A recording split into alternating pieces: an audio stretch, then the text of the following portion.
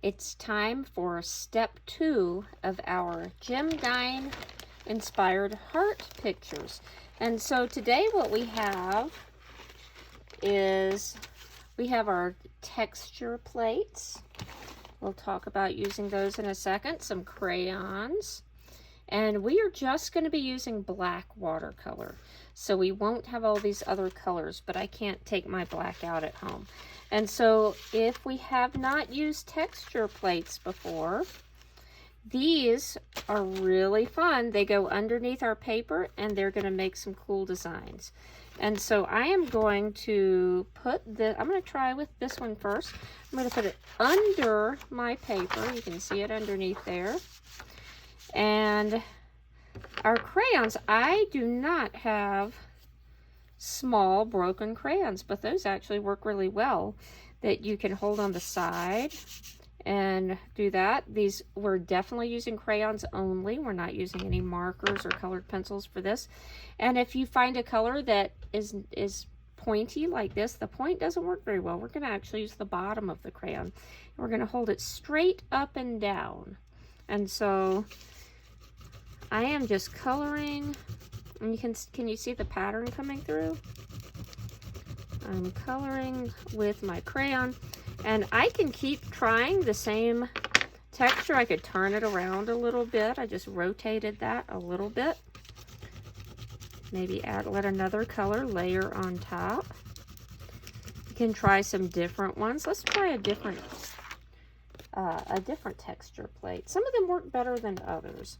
And so you can try both sides. I can tell on this one that this side's probably going to work better because the little spaces are really wide back here. So that's not going to give me as much of a texture.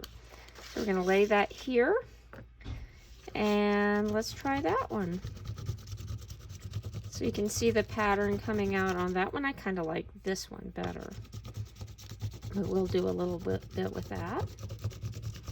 We're going to really kind of cover almost our whole paper with some textures. Let's try. You can see I didn't like that one as well. I didn't use it so much.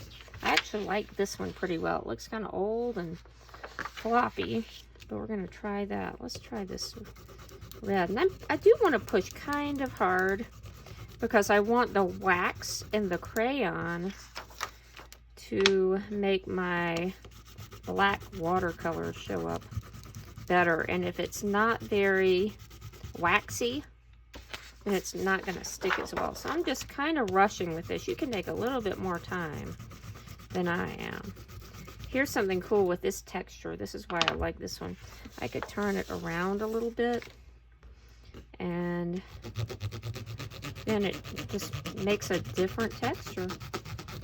So we are going to cover our page. I'm just going to do a little bit more. And you can use lots of colors. It's up to you. You can see I don't have very many colors here. Let's try this pink. Pink and these two are almost looking alike, aren't they? And let's see. Let's layer a little bit more right here. And so I am kind of rushing through this, so you can take more time to really make your textures look awesome, and you can let them overlap. I could put this here if I want to go over this one again, I can. All right, so we're going to pretend like I've covered my whole paper, and we're going to see if I pressed hard enough to make this work with the paint. So remember, we're going to have black paint. And it's watercolor, so we need a lot of water. So we want it nice and juicy. If it's too thick and sticky, it's not going to work. Let's try it.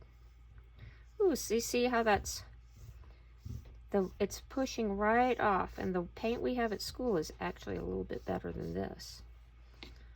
So it's going to look even better. But you can see it's not sticking to the wax.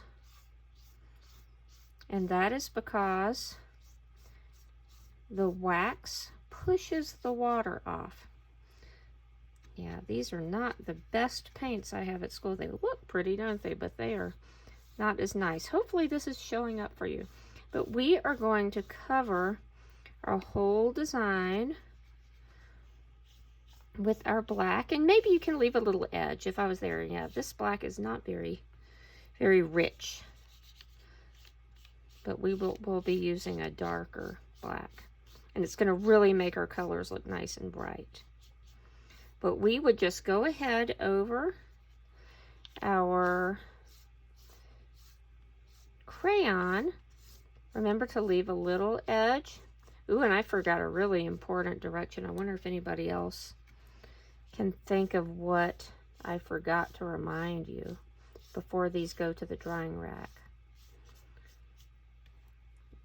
If no one remembered this, it is to put our names on it. So I am not going to finish this all the way. I think you understand what to do. And remember, we're not going to go over lots of times, because then our crayon will get covered up. And so we don't want that to happen. We want to see our beautiful designs with the black paint around there. If you thought about putting your name on before you started painting, you could do that on the back, but I forgot.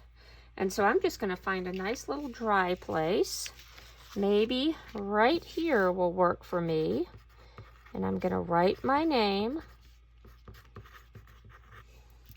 And I'm going to put this on the drying rack. And then during our next class, we're going to have the fun of starting to put our picture together.